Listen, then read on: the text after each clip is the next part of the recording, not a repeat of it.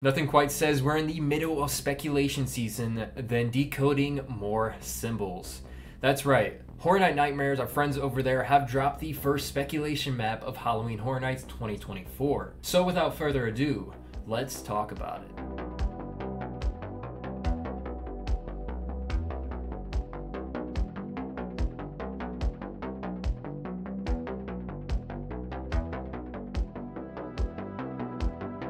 Welcome to the Horror Fiends, your #1 destination for everything horror. Today we're finally back talking about Halloween Horror Nights speculation maps. Felt like it's been so long since we've had to cover one of these, because it's been so long since speculation season of last year. But we were on our A game last year with those, so we're going to be on our A game this year with giving you the complete breakdown of speculation map version 1 of Halloween Horror Nights 2024. Now there is something different about this speculation map than there has been with the previous year's speculation maps. And that is simply, this is just straight symbols this time. There's no names, no coded names, nothing like that. It's just complete symbols that we have to make sense of. Like last year, we're going to go straight into the park, walking through to talk about all of these codes, these symbols, and break down exactly what we might think these are. So let's start strictly with the houses first before we jump into anything else. So first thing we're going to look at is Soundstage 23A, which in this new speculation map is represented by just the continent of South America. So the fact that we're given just a continent doesn't give us much to go off of in terms of HHN houses, but we need to go deeper in that in our analysis. We need to look at what maybe houses have been there in the past, or on the other coast that have been in maybe South America or the areas surrounding it. Now the first ones that come to my mind is the one that was at Hollywood's Halloween Horror Nights last year, and that was Monsteros, Monsters of Latin America. This is something we didn't get over in Orlando, but could easily be transferred over to Orlando. They already have the animatronics built, all the set design and all that could easily be shipped to this park on the East Coast. So maybe that's what they're trying to show in this speculation map, that we're maybe getting an iteration of this Monsteros house, or maybe a Latin creature or monster house, maybe the return of La Llorona. Now these are rumors that are circling about this speculation map, but again, there is no confirmation until Universal confirms it themselves. But I think we're pretty spot on when it comes to some sort of Latin American house, Chupacabra's house, La Llorona, Monsteros, whatever that may be. I think is easily symbolized by the South America continent. The next symbol in Soundstage 22 looks like maybe a skull with vampire teeth, which we think could be either the Last Voyage of Demeter or maybe even a Universal Monsters house, assuming that the little film reel in the corner means that it's an IV. Then moving right along to Soundstage 23B, we have a Cadillac symbol. Now if you've been following the past 2 videos I've done on this channel, we've been talking about Ghostbusters. Universal recently did just buy a vintage Cadillac and got it shipped to the park to create into an Ecto-1. Everyone was thinking it could be for a few different things, whether that's for the Universal Mega Movie Parade or a tribute store, or the one that we're getting on this spec map, and that's going to be HHN. So what we're speculating, just based off of the symbol of the Cadillac, is going to be Ghostbusters in Soundstage 23B. Then moving right along from Ghostbusters, we get the Soundstage 24A, which is just symbolized by this little skull that is in black and white. It looks like a picture from an ad from Hot Topic, but we're thinking it could possibly be related to last year's tribute store. Now hear me out on this. A tribute store is a house, that's kind of weird, but let's follow along with us. Last year's tribute store had this whole story hosted by The Curator. It was a comic book store that had different panels of comics in it. We had the Boris Schuster, we had the Jack the Ripper, we had this graveyard, we had the selling the soul to the devil thing. That was all inside of this tribute store. Now on that tribute store comic that you could buy that sold out so quick that I wish I got, it had a little skull on it. Very similar to this, a little bit different, but kind of similar to this little picture here. Could this house be a representation of these comic books? Kind of like Case Files was back in the day, with different kind of comic panels going through Boris's life, but in this sense, going through this curator narrating his entire house. Maybe similar to Dueling Dragons with, you know, Merlin narrating that little area of Dueling Dragons, but in this sense, it would be the curator narrating this comic book. Now, personally for me, I would love to see that at the event. Anything with that comic book art style, I love. Just to see that as a house, especially in a soundstage house where they have a bunch of space to do it in, would be amazing. But we don't know, honestly, if this skull even means that. This skull can mean a million things, because at the end of the day, it is just a skull. Our next symbol is going to be in Soundstage 24B, and it looks like it's maybe Sweet Revenge vibes. It's just a little lollipop. Obviously, when you're thinking about HHN and you see a lollipop, your mind is going to go straight to Sweet Revenge. So I'm hoping maybe that means we're going to get a new like reiteration of the whole story in house form this year, which would be really, really cool. I'd love to see all the characters again, and Major Sweets would be really nice to see again. Alright, then we get to the Fast and Furious queue, where we saw Chucky in last year and where we saw Freaky and Black Phone in the year before. Now this is just labeled as unknown IP, so honestly there's no symbol to decode here, but what I can say as far as what this could possibly be, this is just based pure off speculation, but Blumhouse is known to end up here just with Freaky and Black Phone, and then obviously we had Chucky, which is a Peacock property, coming to that house as well, or that area. So it's safe to assume we're probably going to get a Blumhouse house here. And it's so funny to say Blumhouse house, but it could be at this location. A lot of people are thinking it's going to be Five Nights at Freddy's, then we got the rumor it's not going to be Five Nights at Freddy's. Me personally, it's probably going to be Imaginary and Megan. That's just my speculation. I can't speak fully on that, but what I can say for at least 75% of the chance, it's probably going to be a Blumhouse house. So next we're going to have Sprung Tent 3, and the symbol for that one kind of looks like what you would see on a mute button. It's a little speaker with a cancel symbol through it, and it also has that little film reel we were referring to earlier, which we're assuming means that it is an IP house. And our speculation for this is that it is going to be a quiet place. Now this symbol is probably the easiest on the speculation map to kind of decipher. Quiet Place has been rumored for about a few months now in the HHN space, and that's when you see a mute symbol on the speculation map, there's no other horror property that could be an IP that is quiet rather than the Quiet Place. So how would this look in a house? I have no clue. I think it'd be cool, maybe a very quiet house, I don't know, but that is what we are assuming to be in that area. Now in Sprung 2, we don't have anything much like what I was just talking about with the Blumhouse area. There's an unknown original there.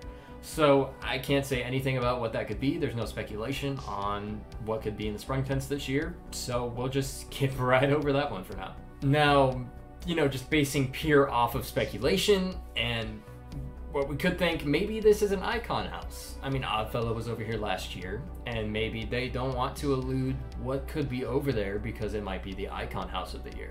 But that's just us being hopeful. Yeah, Boris.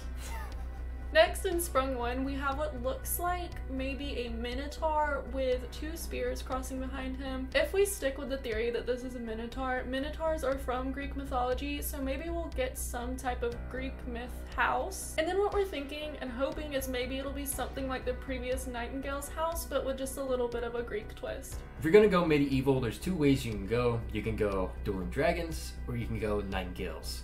Now, Nightingale's Blood Pit from, I think it was 29, was an amazing house, one of my favorite houses during that year. And to see maybe a battle in medieval times, whether that is Greek, Roman, or whatever's going on in Dueling Dragons, I think it's awesome to bring to the event because there's so much they can do with the scenic stuff, so much they can do with the creatures, and all of that fun stuff. So let's keep our fingers crossed that it's something along those lines. I know it's not Nightingales, because Nightingales is Roman, this is Greek, and Minotaurs, and Percy Jackson, or whatever it is. But maybe similar vibes. Then we get to our last speculated house with this little symbol of a moon. Now this is set in Sprung Tent 4. Now what could you think about when you think of horror, moons, and the little reel of the IP symbol in the corner? Well, what I would think of is one that's been speculated around and around. I'm sure you're already getting to what I'm already getting to, and that is Nightmare on Elm Street. So we are thinking this little moon with the stars and the reel of the IP is going to be the return of Freddy Krueger to the event. Now, before this, I didn't really believe it because I know Freddy rights are so hard to get. I mean, just being a horror fan, knowing the rights between Jason and Freddy, that they're all being thrown around the place, I know it would probably be hard to come to an event like that. I know it would be hard to get Jason back. So now that we have maybe on the speculation map from Horror Night Nightmares that Nightmare on Elm Street is coming, I'm a little more positive about it. So if we can get Freddy Krueger back, I'd be super excited for it. Now this is going to be in a Sprung tent rather than a soundstage, which I feel like it's going to be hard to do depending on what Nightmare on Elm Street they kind of go with. Because I feel like if you have just a standalone Nightmare on Elm Street, the classic film, you're going to need the house in there as a facade. Now that's going to be a lot to work with inside of a Sprung tent. But who knows? They could do it. It's Horror Nights. They're the biggest Halloween event around, and they're always known for their facades and things like that and set design. I'm hoping for it. I love Sprung Tent Houses. I love Wicked Growth. I love Puppet Theater. I love Oddfellow. I love Slaughter Cinema. All of these are great houses that have been in Sprungs. So rounding off with the houses, we're going to get to the 2 icons we have for shows. Now that's something new we didn't have last year. There's 2 shows on here, rather than just the one. Crowd control hopefully is going to be better. Anyways, let's dive straight into that. So our first icon on the map for shows is going to be where the Fear Factor stage is, and it's a little fire symbol. Of course, it's been kind of tossed around this year that we think the Fear Factor stage is getting demolished, but also that was something that was brought up last year too. We all thought it was going to be gone, but we ended up having Nightmare Fuel. So I'm fingers crossed, hoping that we get some version of Nightmare Fuel again this year, because I am a Nightmare Fuel girly. And I just hope it's gonna be there. I feel like the Fear Factor stage has been rumored about getting demolished for like 10 years at this point. But they always bring Bill and Ted there. They brought now Nightmare Fuel. They brought Academy of Villains back in the day. I don't think that stage is going anywhere. I just feel like everyone thinks it's gonna get demolished. Then we get to the second show, which I'll talk about where the show is in a bit. But the second show is this big little castle symbol with an IP icon next to it. Now we're gonna be getting a IP show. It seems like the only couple I can think of when I look at like a castle is going back to Horror Nights past. First of all, thinking of Rocky Horror Picture Show. I mean, that's all based in a castle mansion thing. And then the second one would be the Beetlejuice Graveyard Review or whatever it's called that they used to have back in the day, because I think there was a little castle stanchion in that as well, which those 2 would classify as IPs because Beetlejuice is an IP and then Rocky Horror Picture Show. That's all I got as far as that goes. I mean, first thing I thought of when I saw the castle was Dueling Dragons, but that's not an IP. And it's pretty clear that the film reel means IP on the spec map. So that's my 2 guesses on what that one can mean. So that is the 2 shows. As you can see, there's not a Lagoon show speculated. I know there's a rumor that the Lagoon show is going to be back in the summer for the nighttime Universal show. So maybe this will change around once that gets opened back up. Maybe there's going to be a Horror Nights Lagoon show, maybe there's not. Honestly, we have no idea. But we're going to talk about the scare zones real quick. It's going to be real brief because it's nothing. All the scare zones right now are unknown. They're in the same spaces they were last year, with obviously the one in front of the gate being pushed back behind Minions Land and going straight into Hollywood. So that's all stuff we're familiar with from last year. And then we actually do have the Death Eaters icon as well on the spec map, which, I mean, everyone liked that last year. I don't think we actually did that last year. We never made it. Yeah, we never go into Harry Potter during HHN, but yeah, so they're rumored to come back as well. So last thing I'm going to cover, because you can see on spec map some things look different from Horror Nights past. So let's talk about logistics. So first thing you're going to notice is the 2 parade buildings are not on the spec map. Now if you watched my previous video, I dived into this whole thing that's going on with that, and that is the sprung tents that are being built over by the parade buildings, and the parade buildings may be being used for floats for this mega movie parade. So that seems to be apparent on this spec map, as those parade buildings are not have a symbol on them or anything like that, and we have the addition of 2 sprung tents, giving us 4 sprung tents in total in the park. Second thing I want to cover as far as logistics wise goes is the second show. So Nightmare Fuel, the little symbol for the fire that we think is Nightmare Fuel, is being over in Fear Factor on the spec map. The second show, whether we think it's Beetlejuice or Rocky Horror or whatever it may be, is in Animal Actors. Now we haven't seen Animal Actors being used for HHN in a very long time. So this is something we've always talked about. Why don't we put a show in there? Helps with crowd control. HHN's only getting bigger. I even was talking about bringing the Mel's show back out in front of Mel's, which I know that would be a nightmare logistically, but it seems like, you know, obviously this is speculation, but on the spec map, there is going to be a show possibly in Animal Actors. So that is something new for people who haven't experienced shows in Animal Actors before. So it might help with the whole crowd control situation they have going on at Horror Nights. Now that is the entire breakdown of this new, or the first spec map of the HHN 2024 season. Let us know down in the comments what you think of some of these symbols. Now with speculation maps, they always change. If you look at every single speculation map that's put out every year, there's like 3 or 4 that get put out, and they change every single time. So be prepared for some of these IPs, some of these original properties to change as the new speculation maps come out. These are not cemented that they are coming to the event. Don't believe that they are coming to the event until Universal formally announces it.